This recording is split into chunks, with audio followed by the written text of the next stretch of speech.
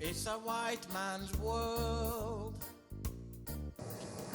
In this video, I want to cover yet again, but from a different angle, when one of the ex-employee of Versace reported them for trying to tell the white employers to use a code when black people walk into the shop. Notice, not Muslims, not Sikhs, right? Not gays, only black people. And notice black men and black women. Okay? So they were trying to say that black people, we cannot afford Versace, we're poor and we're scumbags. Versace obviously is a homosexual family. Top designers are white gays. So it tells you how they perceive us. They use our cause, yet still the mindset of white supremacy and how they racially stereotype us still exists in the white gay community. However, this is not what this video is about. The ex-employee, I was looking at the story and I thought, well, it doesn't make any sense. Why would the manager sack him after finding out he was black? And I thought, well, maybe he's just some angry, black ex-employee who lost his job for whatever reason. Then I began to, scan through different documents and different websites, and I thought, there's the full picture. This employee did not look black.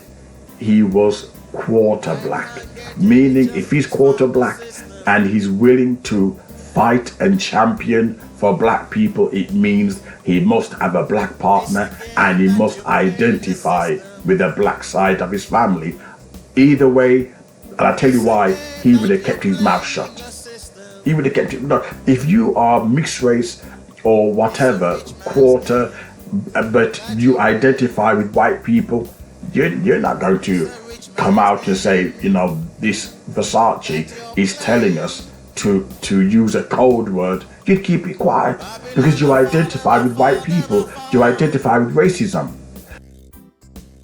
Babylon, them a fall, they gotta fall. But this person was quarter black, meaning he looked white, obviously identified with black people, right? Or he just happened to be a decent human being. And he turned around and said to the manager, did you know that I am quarter black? These days, you don't know who's got black people in their families. So these racists better be careful. They don't know who they got black in their families. They better be careful. And as a result, the manager obviously sacked him, probably made up some story. But what it tells you, number one, what code words are being used? Apart from ringing the bell, that's the obvious one. If I could just find the letter which I am writing, because I'm sick and tired of being racially profiled, and this the heading, are black people allowed in Morrison's store? And I've started the letter, which I haven't posted yet, obviously. I'm writing this email as I'm concerned that I'm being racially profiled in one of your Wellington Morrison store. I noticed that while I entered the store, there's no security, just happy white faces busily shopping away. I, however, noticed that when I leave the store, security has been deployed. I noticed this pattern happening on many occasions, to such degree that I have taken photo evidence on my mobile phone, dates entering the shop and leaving, and so on. I've noticed that in Morrison's, whenever the letter obviously goes on, I haven't sent it yet, but I've got to set my printer out.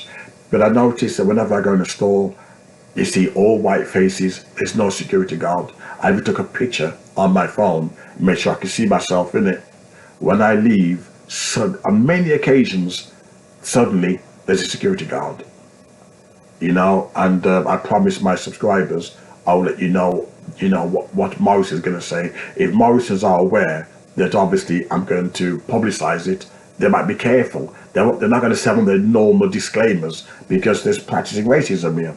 But this is what black people, this is how we live. This is how we live our lives.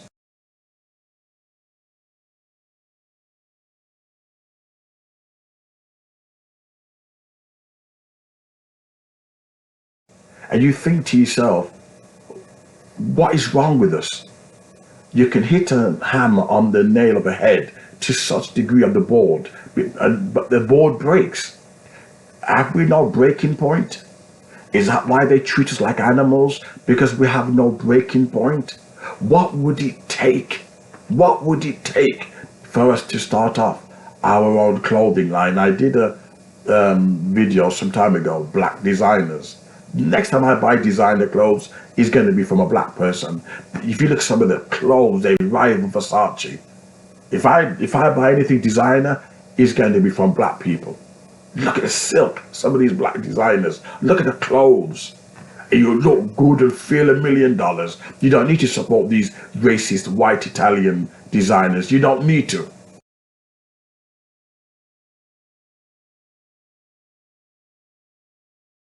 You know, however, what is wrong with us? What would it take for us to wake up? What would it take? What do they have to do to us before we wake up?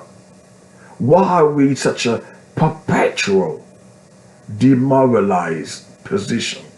Why? Why are we still eating from the crumbs from the master's table? Why are we so complacent, not willing to do something for ourselves? Are we so divided that our race is finished?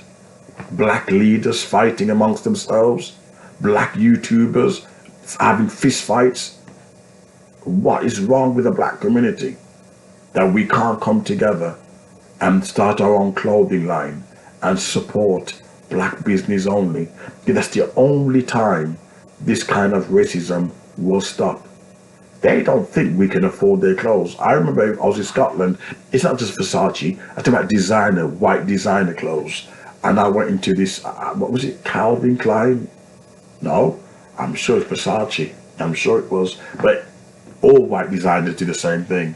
And when I walked into the store, oh my God, I had security guard from the streets, He's not even working for the shop, from the streets, following me.